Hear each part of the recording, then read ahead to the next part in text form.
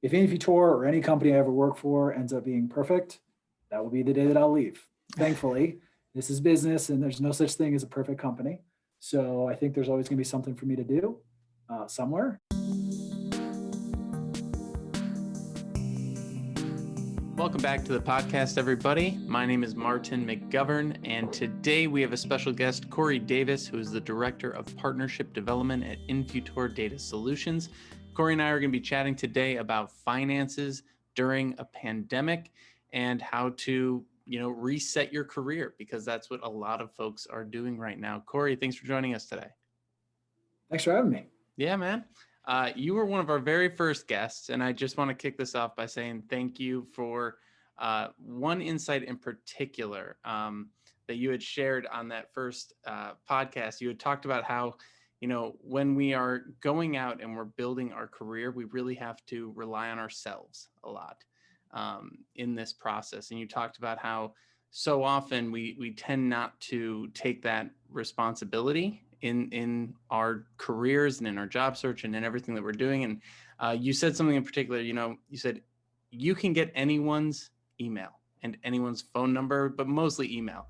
And you said, if you're not emailing the CEO of the company you want to work for, you're probably not doing the job search right. Maybe you use stronger words than that. But my point there is that I'm really excited to chat with you today about what your thoughts are on finances, investing, money, and all these different things when it comes to our careers, and then especially how that maybe is changed a little bit or hasn't changed a little bit because of the pandemic. So as we get into it, Cory, I'd love for you to just introduce yourself, let us know a little bit about your background and what you're working on right now, and then we'll get into the topic.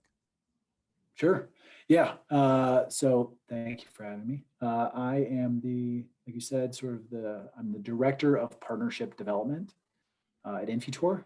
So Infutor is a identity business, a data business, and I lead a lot of the work across sort of the strategic business development work that we do with both large MarTech and ad tech companies, marketing technology, advertising technology businesses, along with some of the media ecosystem that we support and help. So I sort of run a lot of the customer relationships and prospective customer relationships that we do across that space.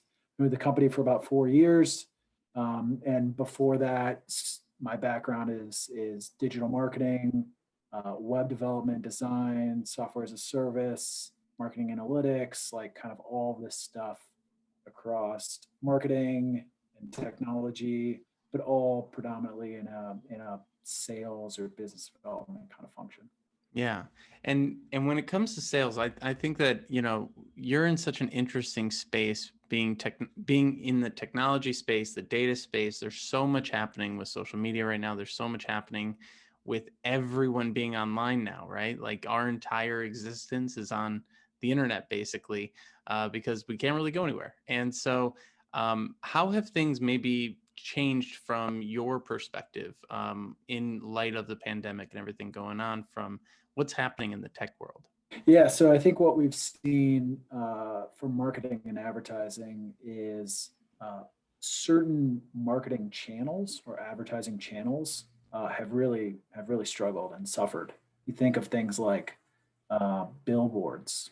Well, if nobody's driving to work anymore, then that billboard that's on the side of the highway isn't as valuable as it used to be.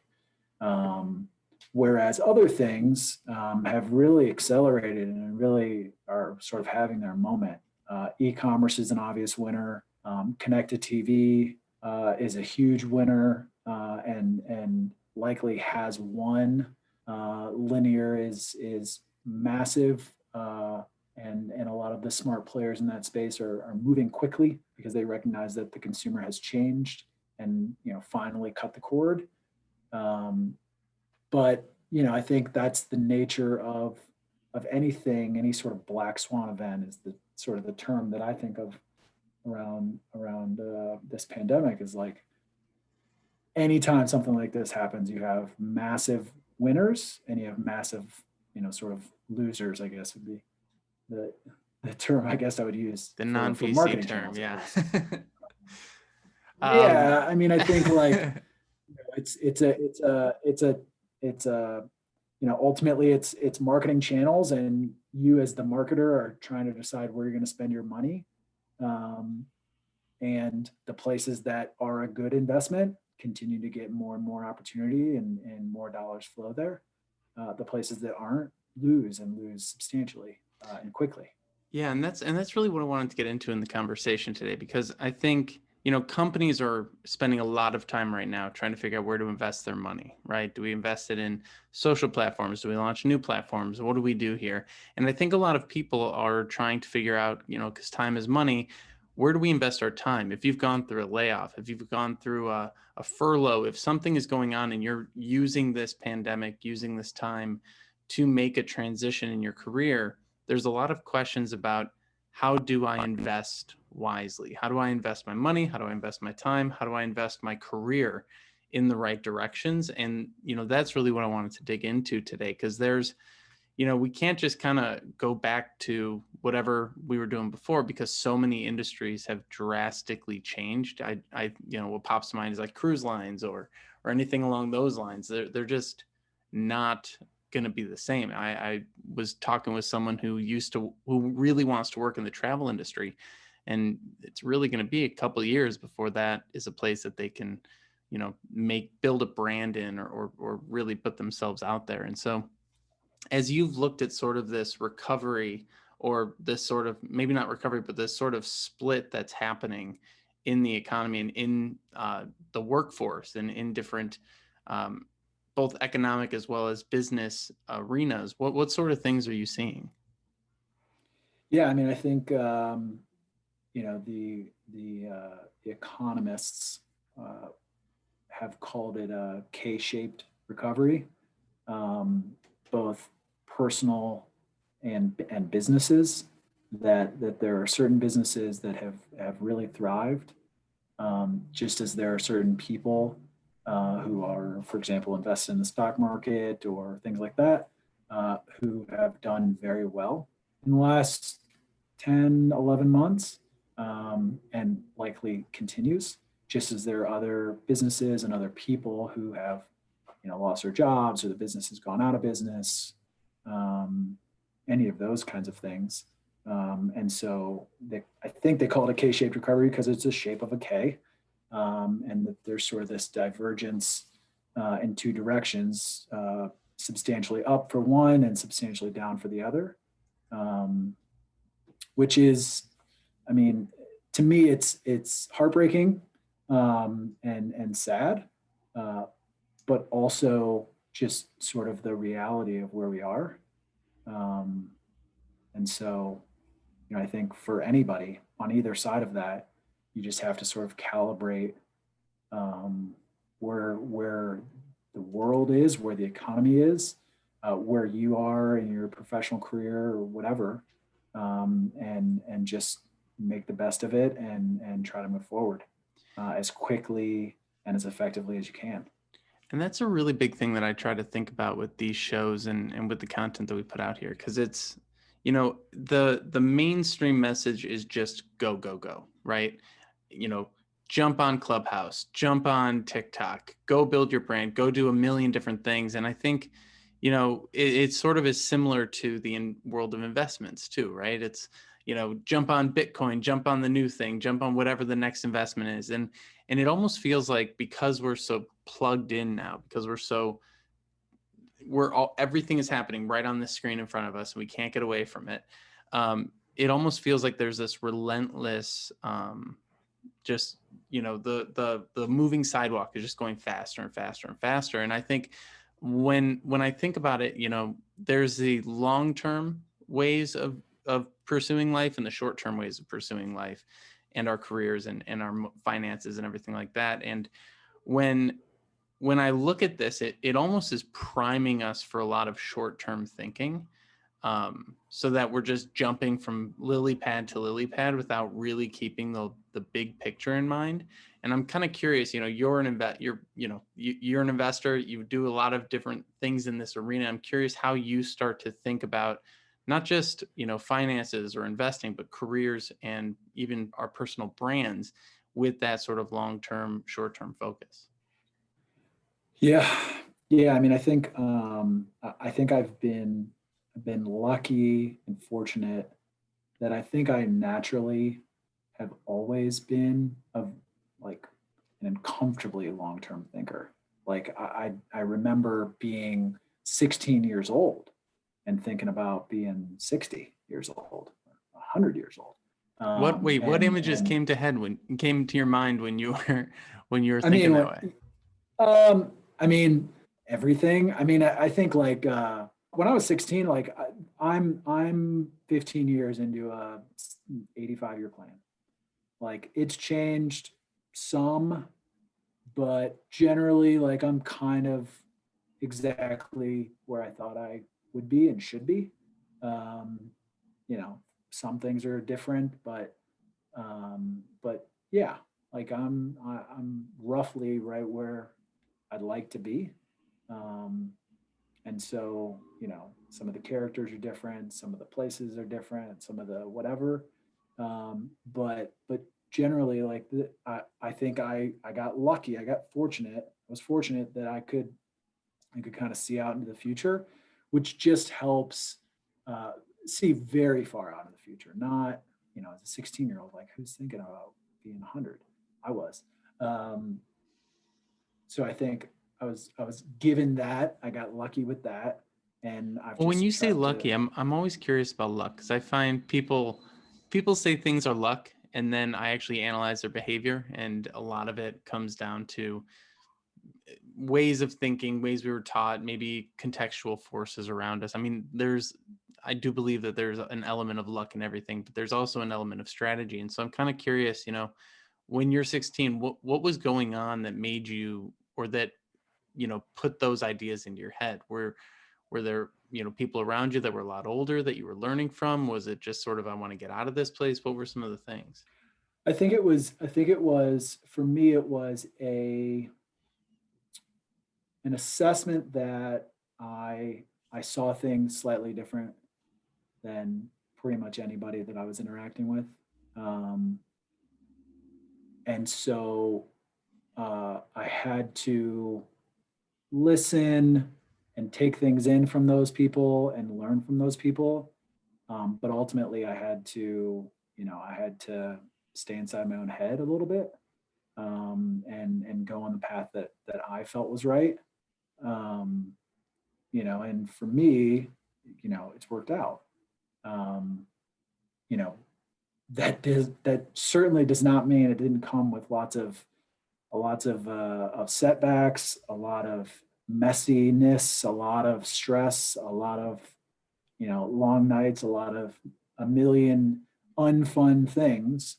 But I think that's the key to the long term thinking is you have to try to balance between like, are you crazy and are you full of it, or are you right and nobody else can see it? That's the balance. Is it are you really sure that you're going to be good enough to do whatever that thing is that you want to do, even if pretty much everybody else is telling you probably aren't? That's the balance that everybody has to go through. Is you know does the rest of the world know better than you do or not? And when you're thinking about, challenging those external voices and trying to listen to yourself and move forward, because I do think that that's a place where a lot of people are at right now, right? They maybe chose a career, they went down that path for a while, and then they're like, well, I'm furloughed, and everyone said this was going to be the safe path, or I got laid off, and I took the safe path for 20 years, and now I have to, figure something else out. I'm just getting tons and tons of messages from people who are like, this is the first time I'm actually having to ask myself these questions of what do I want to do, rather than just getting up and doing the track I was sort of set out on. And so when you think about it from that perspective, what are some of the questions that maybe you continually ask yourself over and over again in order to continue to think long term about this stuff? Because it's very easy to get short sighted. I would say I try to calibrate like almost every day on like, am I happy? I am fortunate that part of my personality type is I like problems. Like I like the messy thing. So I'm lucky that I get to work at a company where it's a business. Like there's no such business that is perfect. So there's always something to do, something to fix, something to improve. So it's a never ending chase. Um, so like if I like doing that thing and I get to do that thing every day, what else do I need? Um, if Infutor or any company I ever work for ends up being perfect, that will be the day that I'll leave. Thankfully, this is business and there's no such thing as a perfect company. So I think there's always going to be something for me to do somewhere. And so, yeah, I mean, that's what I like to do. I like to build things. I like to fix things, improve things, expand things. Mainly, commercial things, business things. Um, so yeah, any chance that I get to do that is a chance to be happy. And so you mentioned like, I think you hit on something really good here, which is companies are messy, right? They're not perfect. They are a complete, I always like to describe it as companies are just a bunch of people who gathered around and lit their hair on fire and started running and trying to put it out, because that's not the mindset that most seekers have. All right. Most people who are transitioning careers are, oh my gosh, Google is this polished piece of art that I need to somehow find my way into the museum that and like break in, or they look at these things through all or nothing perfect glasses, right? I'm either perfect for this job or I'm never going to get it, or I'm perfect for this thing or I'm never going to get it. And when we think with a little bit more of a long-term perspective, I think that that messiness, that understanding that there's always something to fix, there's always something that's not right, I think is important to keep in mind, because we can get pretty debilitated, or even stopped in our tracks if we try to, it's that whole thing. It's like, oh, well, I want to draw something, but I look at all these amazing artists, or I want to play guitar, I want to do whatever the thing is. You get discouraged because everyone else is so good, but kind of realizing that everyone kind of sucks to some degree is a Yep. healthy mindset to bring to it. What are some of the things that maybe you've seen throughout your career that helped foster that way of thinking? Yeah, I mean, I think the sort of thinking that you're perfect or you're never going to get it is, I mean, that's not going to work. I mean, I think of like if I think of a job description. So as somebody on the other side, I mean, I haven't looked for a job in a long time, but as somebody who on the other side who occasionally will be involved in sort of candidates or new hires or whatever, um, there's no such thing as like a perfect candidate. It doesn't exist. If there's a job posting and that job has 5 bullets that are the 5 most important thing about the job, if you got three, 3.5, you're probably like one of the best candidates that that company has seen. Now, yes, there are exceptions to that rule. If you're Google or Facebook or Amazon or something like that, that is way more difficult. And you probably got to have 4.5 of the 5. However, you could probably take one job step backwards to something, a job title that's a little less than your past thing, and you'll check all 5 of those boxes. And by the way, those companies will outpay for that anyways. So like, there's always a way. If there's a will, I think that's real. Like if there's a will, there's a way. Um, is a real thing that I think more people should really like embrace that sort of concept. And where are you seeing that most? Are you on the hiring side looking at candidates and noticing that in people that you're seeing? I am not actively sort of like looking at candidates myself. I mean, Infutor has hired a lot of people in a pretty short period of time. I've been around for a lot of it. And the best hires we made, like that have been there and have done the thing that we've needed them to do and done it consistently for a long time, weren't perfect hires. And by the way, some of the people that we did hire that didn't work out were also not perfect hires.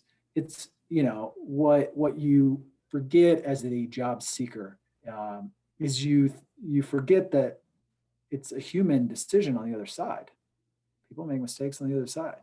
So like this whole like I have to be this perfect candidate for that imperfect person to hire me is not, it's not real. Well, and a lot of this comes down to fear, right? Because that's the other thing on the hiring side is no one wants to be the person that hires the person that quits after a month, or like that hires the person that performs poorly. And so you end up getting these like death by committee hiring processes where it goes on for 7 to 10 interviews, and you need a whole committee of people to agree or have a majority and things like that. But again, it is that same thing. It's this fear that is getting in the way of us being able to show up well at the interview or be able to interview well, because most people aren't trained on how to interview. And then you kind of, everyone is so worried about what's going to happen down the line that they're making bad short-term decisions that are going to affect those long-term decisions as well. And I think the same thing goes with, you know, our finances, with the way that we invest our time and our money and things like that too, right? Someone looks at the stock market and like me, and I just go, whoa, that's crazy. I'm just going to invest in myself because I don't know. I don't know how to play that game yet. But there's this like, but that sometimes that long-term gets overwhelms the short-term thinking. So what are some of the things that maybe a job seeker or someone could start doing on a smaller level to make better daily decisions along the way if they're maybe going through the job search right now? Email 5 people every day that you want to be like. I mean, that's a solid advice. I don't want to add to it, but I want to go deeper on it. When have you, I mean, you're in sales, right? So you have a perspective that I think a lot of people get envious of, because they're like, well, I'm not a salesperson, right?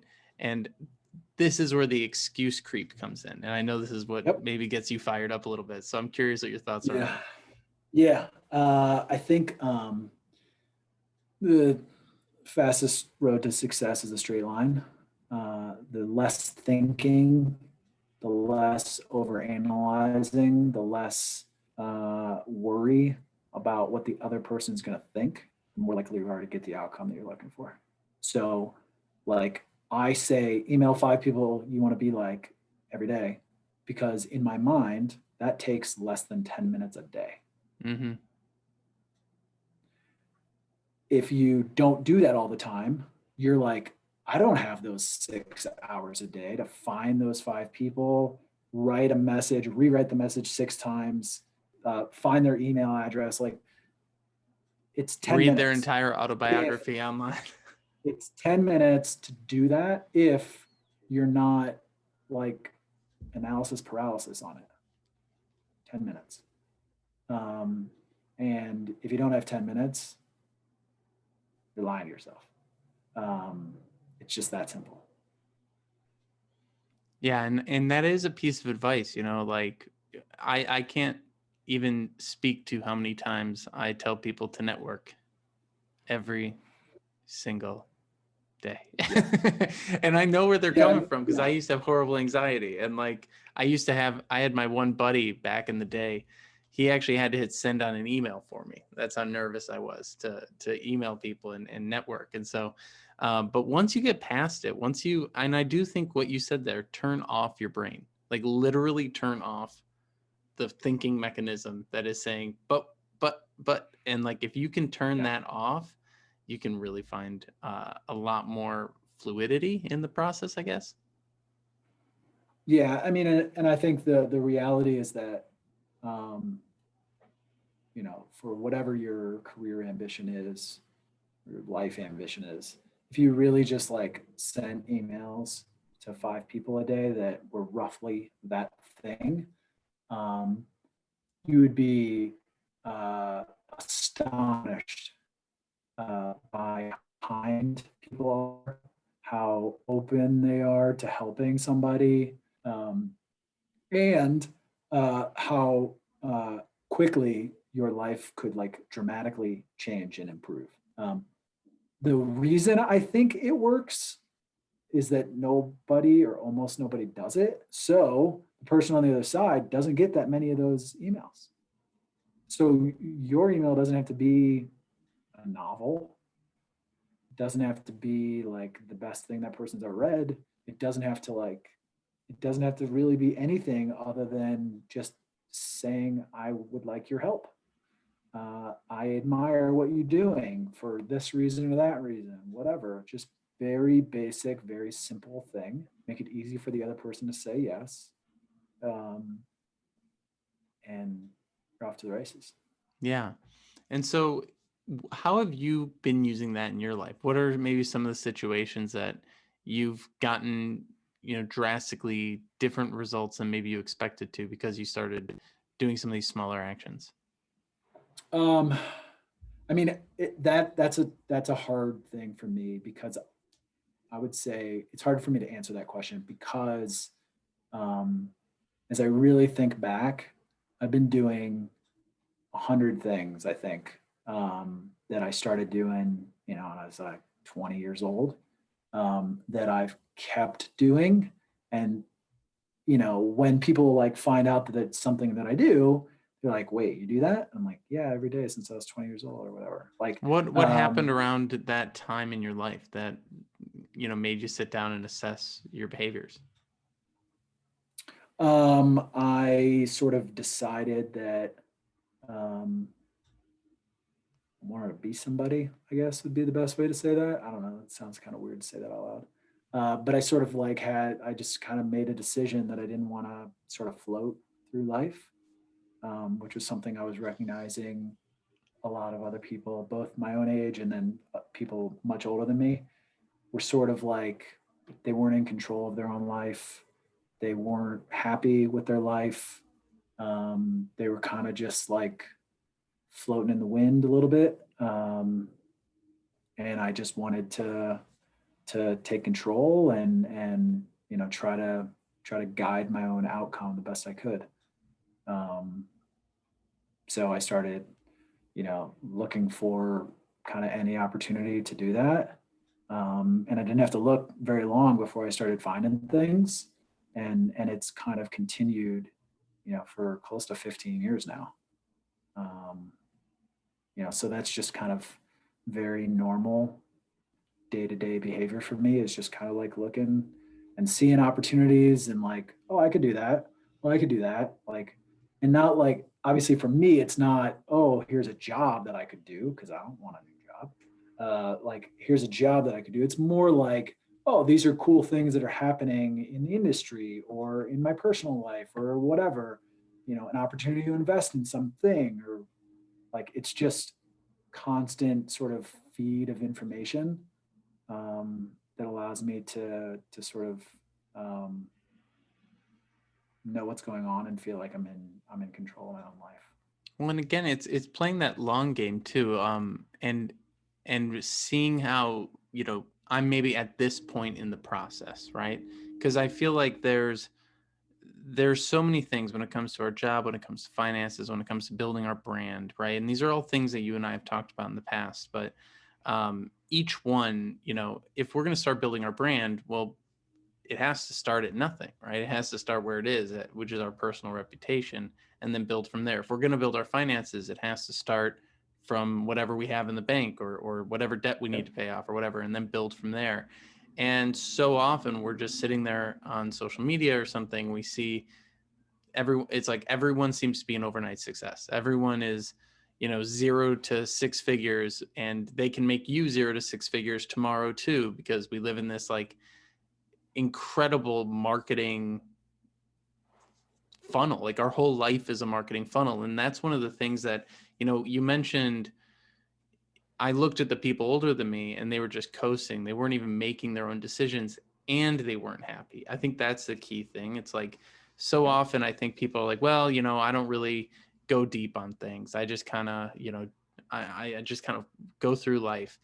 And there's two ways to go through life. One is on autopilot, and one is mindfully. And you can be however you want to do it. But if you're not making the decisions, someone else is making those decisions for you. There are too many other people who have a financial stake in you to give them money that if you're not actively working against that or in tandem with it or in collaboration with it, it gets taken. Like, I mean, I even just think about social media. I maybe post one thing on my personal Instagram every 6 months, but I'm still on Instagram, which means I'm part of the wheel, which means I'm part of the system. So I need to know what I'm part of in order to either be active or inactive, or, not get sucked down a hole where I just end up, that takes up what I think the average is 3 to 4 hours of people's day is spent on Instagram now on average. It's just crazy town.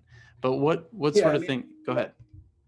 sorry. I mean, I think, yes, there's something to be said for just like scrolling your life away. I use that stuff probably just as much as everybody else.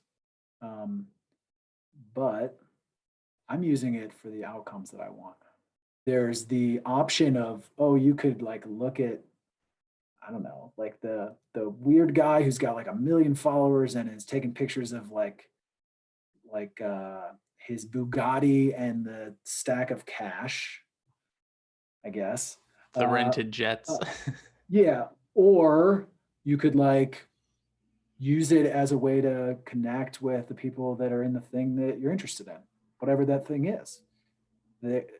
It's Instagram is there for both things, and you can use it for either thing. So ultimately, it's your choice of what you want to spend your time on. Because, I mean, like, what do they say? Beyonce still only has 24 hours in the day as well. Mm-hmm. Like, it's just choices, right? Like, um, so I spend 2 hours a day probably on social media. That's for me. That's Instagram. That's Twitter. That's LinkedIn, and a little bit of Facebook.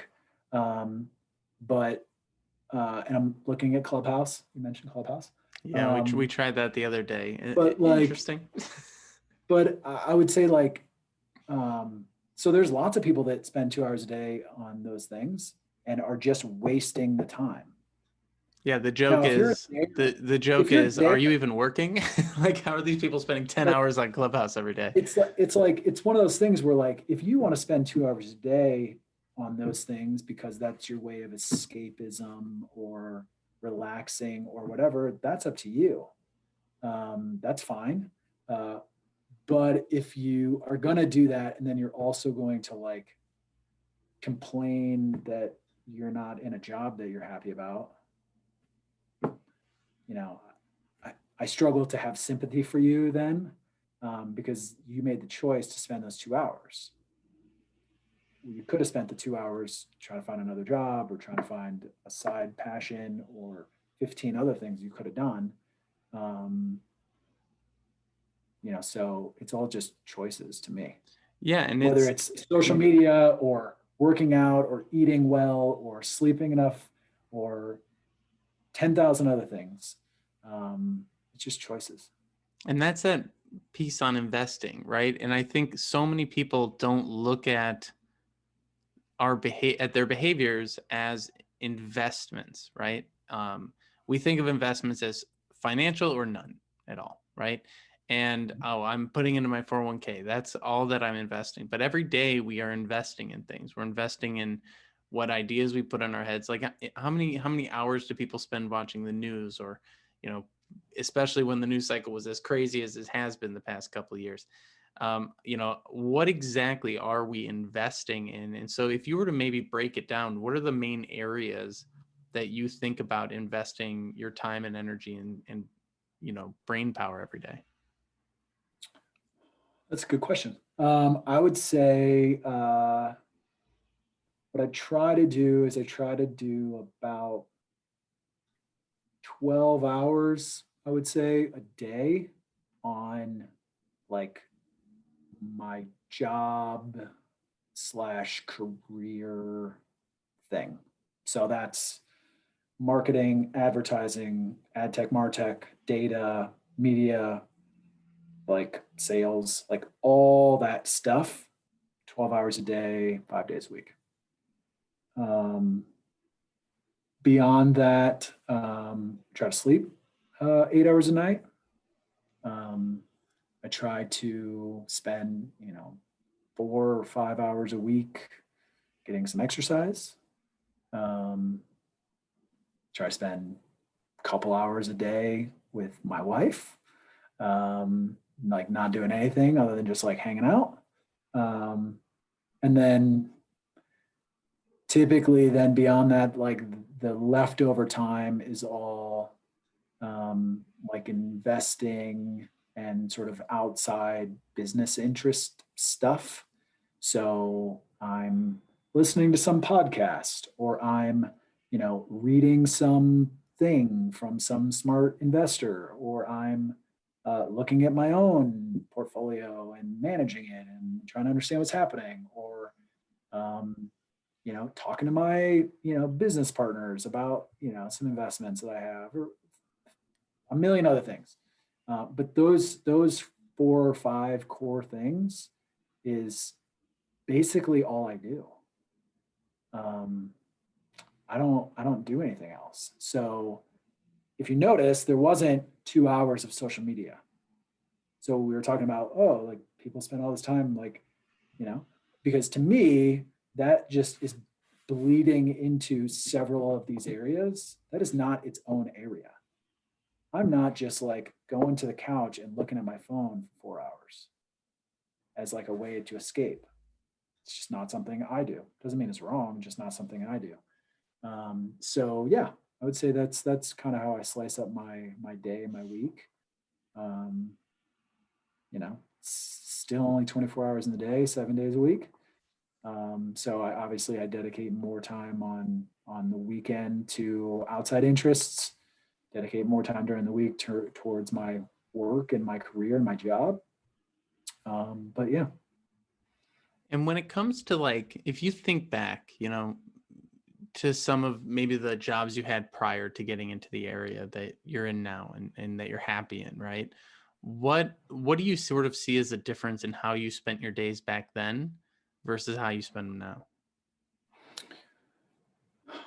That's a good question. I would say probably the primary difference is really just that I'm a little further along in my career. So I spend the time on a different set of things and probably a slightly more strategic set of things than I did when I was earlier in my career, where it was a more tactical functions.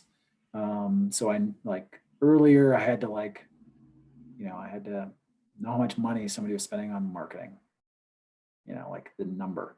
Now I don't have to do that because I need to know like what the CMO, like what their opinion is on a thing, right? So it's slightly more strategic, but generally like would not say I'm working more or less than I have in the past. I would just say that the time I spend now tends to be slightly more strategic and slightly more big picture, which is fun to be in that position. But really, I think I've only been able to get to that position because I've done so much of the tactical thing that in a lot of ways, the tactical stuff is more muscle memory at this point. Like I can always be better at it, can always improve it. It's imperfect, like all this other stuff we're talking about. So it could always be better, but I need to dedicate less time to that because it is more ingrained in me and more muscle memory. I mean, at this point. And do you feel like, with everything going on in the world right now, do you feel like it's gotten easier or more difficult to build your network and stay in touch with people and move towards these bigger goals that you have? I think it depends on what your ambition is. I mean, like I have 700 Twitter followers. I think a lot of people are trying to get 7,000 or 700,000 or 7 million. Like I don't need 7 million Twitter followers. I am interested in engaging with a certain group of people, a niche audience in that place. So I don't, so the network that I've been focused on building is pretty strong. Doesn't mean it's big. It means it's strong. Like I've always sort of been more focused on I guess, depth rather than width. However, like everybody's ambitions are different, and the outcome that you're trying to focus on is all different for everybody. So some people, you need 7 million followers to do the thing you want to do. I don't.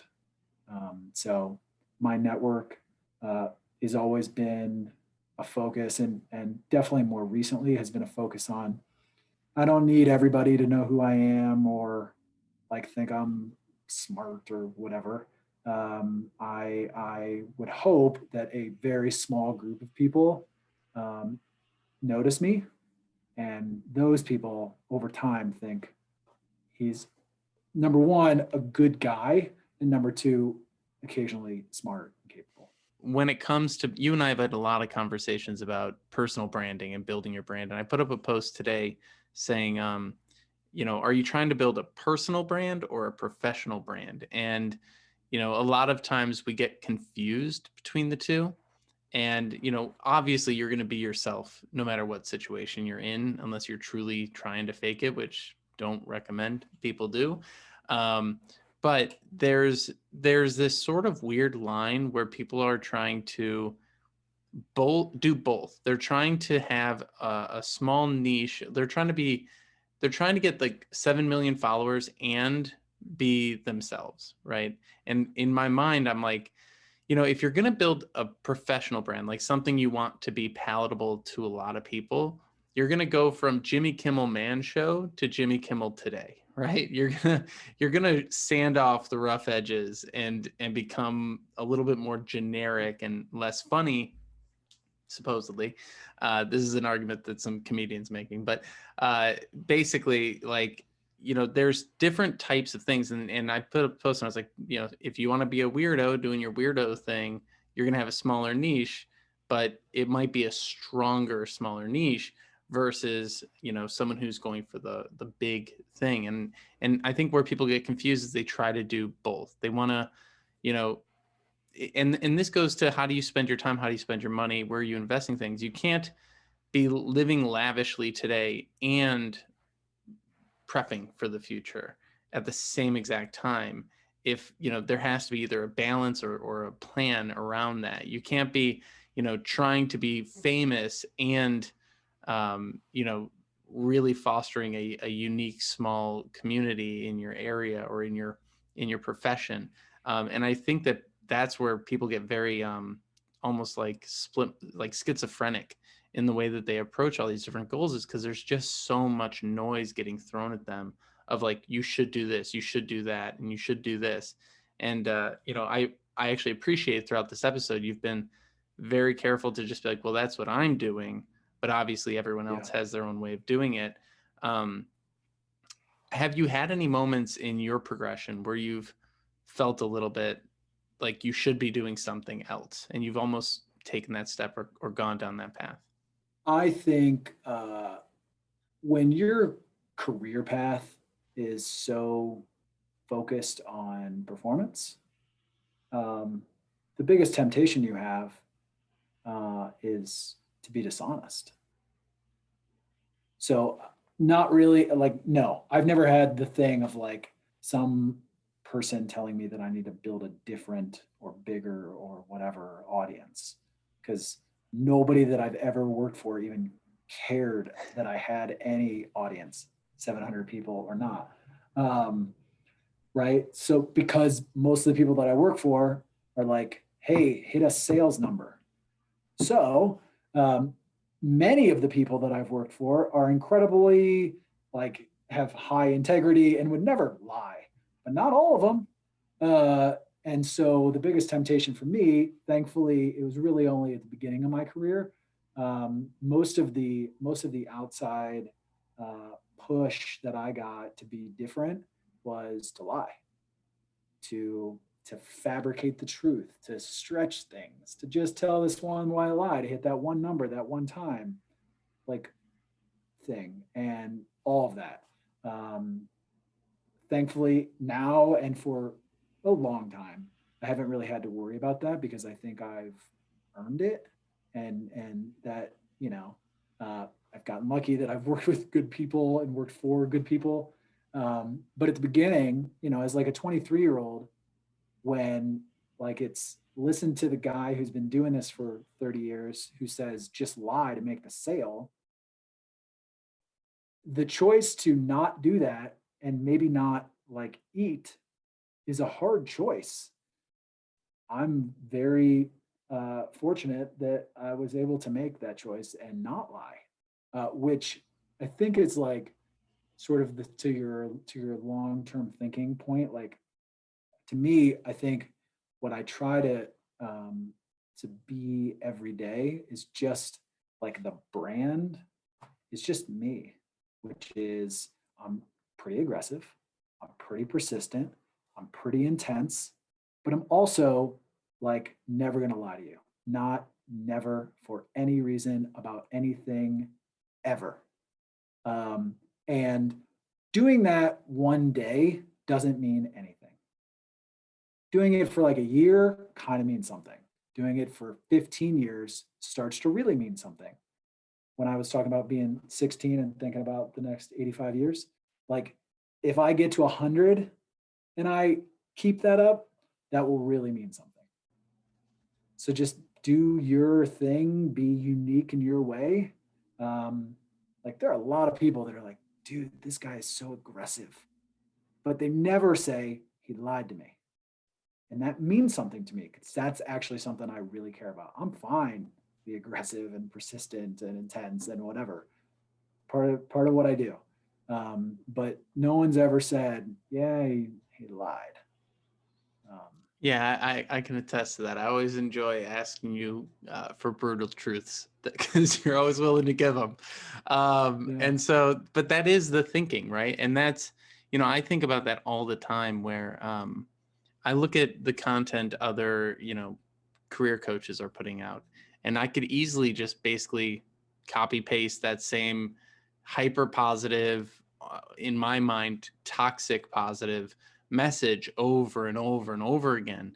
But what I'm finding in the conversations I'm having with people is that they actually enjoy the cynical parts of my brain where I'm like, actually, no, that doesn't sound helpful at all. And they're like, no, it's not. I end up getting incredibly stressed out when someone tells me that I just need to be happy or like think like more positively and like manifest something. I was at Kohl's the other day returning something, and there's this notebook and it said less planning, more manifesting. And I got so angry at this notebook.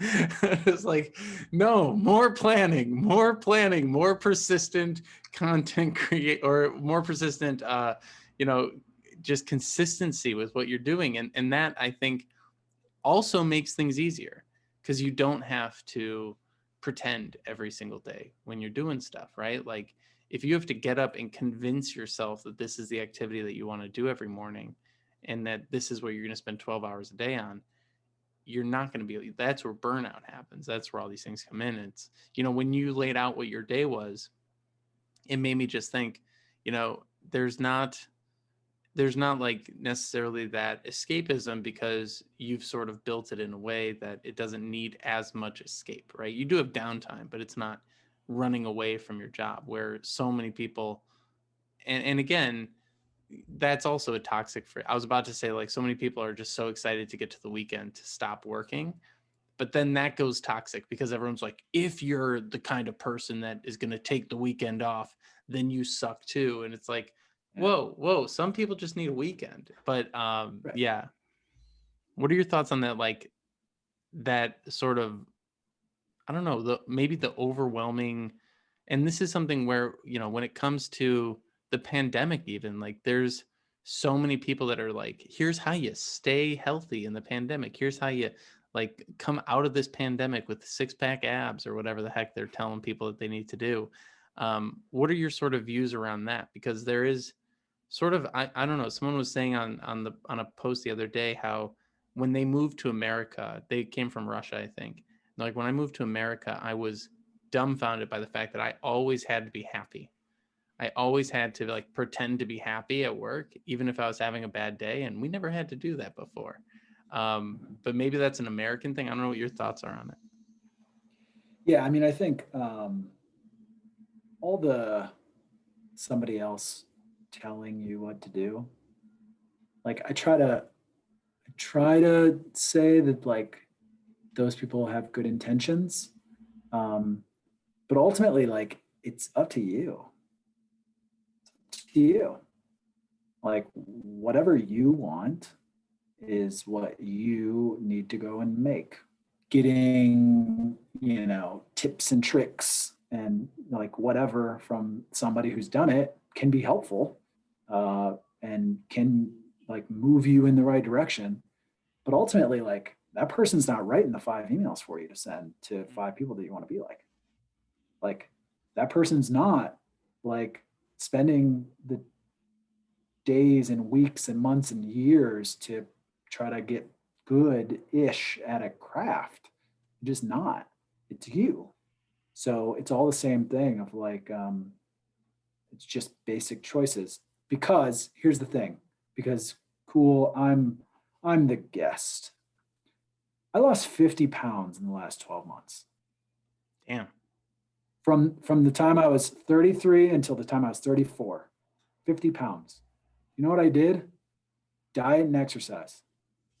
You know how many times somebody told me, you want to lose weight, it's diet and exercise. From 0 to 33, like 10 million freaking times.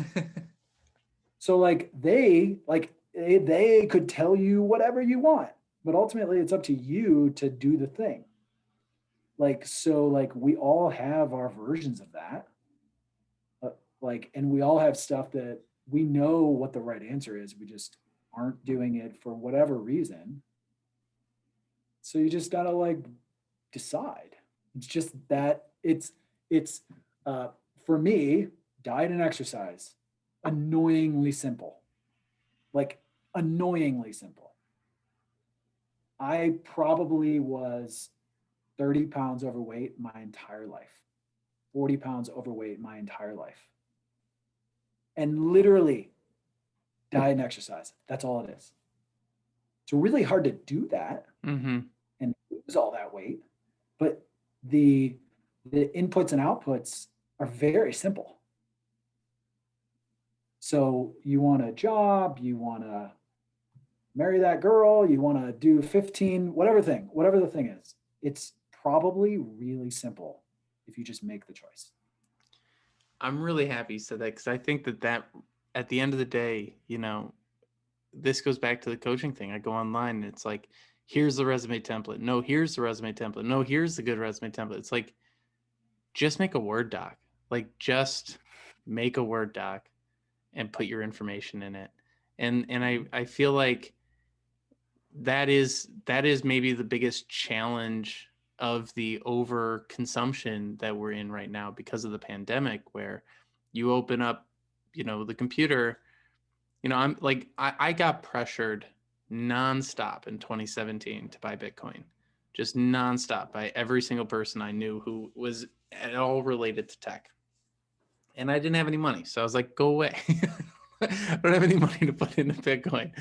But, and then every day you open the computer and like, it's up, it's down, it's up, it's down. And people can just drive themselves nuts for their entire life doing that versus diet and exercise every day and just the boring, basic little things. So I really appreciate you laying it out like that. Because again, I do think like, as we talk about stuff on this podcast, the goal of it isn't to like give people a roadmap at all. The goal is to show that it's the same for everyone. Like, I don't care what level of success you're at. I don't care, you know, I always like to think like, all right, you look at a celebrity, you think their life is perfect.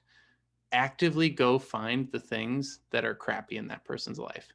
Like, go prove to yourself that this is not something that you should abandon what you're doing to go chase. Like, just look at what Johnny Depp's going through right now. Won't go into it, but it's not fun for him. And like that awareness of like everyone else in the world is running around with their hair on fire too. So just focus on you. And I think that's the clarity. Yeah, absolutely. I mean, I think on the Bitcoin and on the investing thing, like I don't trade. I think people trade. Uh, I hope they don't lose their shirt. They probably will.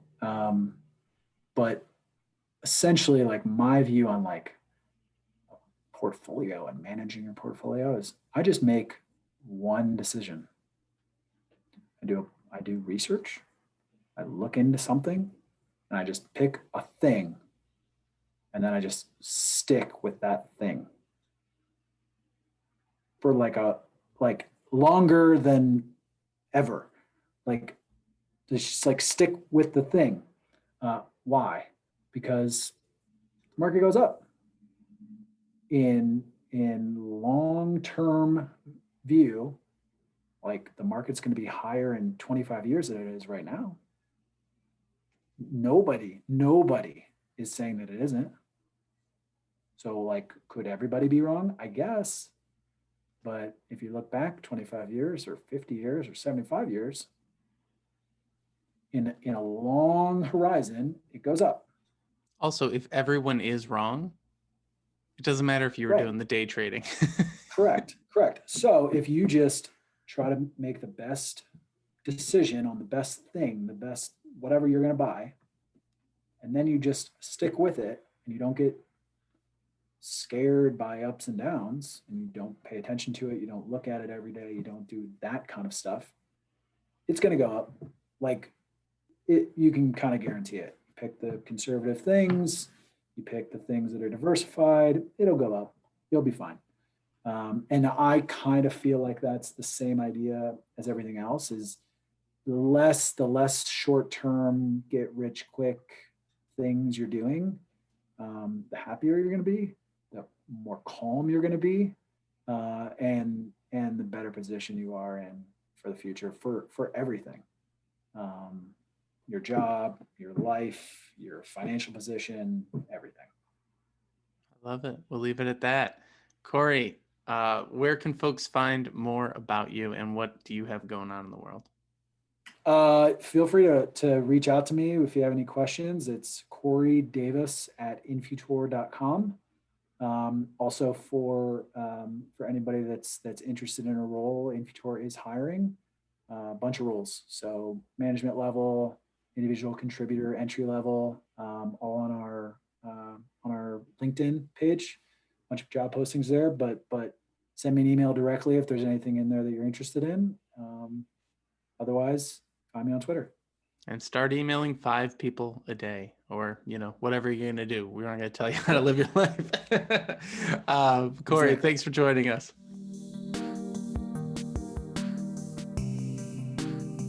Thanks so much for stopping by this episode of the Career Therapy Podcast. It's been a pleasure having you. And if you're curious about what we do here at Career Therapy, head on over to www.careertherapy.com to see all of our coaching options, resources, and links to other things we got going on.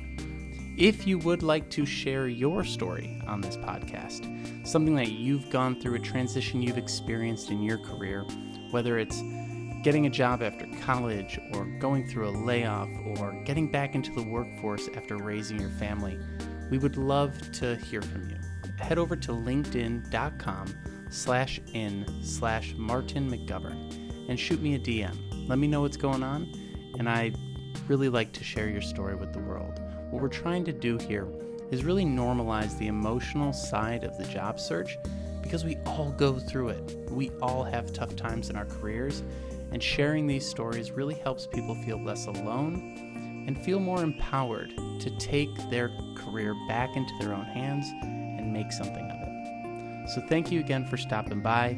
If you'd like to leave a like or a comment, subscribe or share, or leave us a review on iTunes, and I think maybe even Spotify, we'd really appreciate it. Best of luck to you in all of your career endeavors, and I'll see you on the next episode.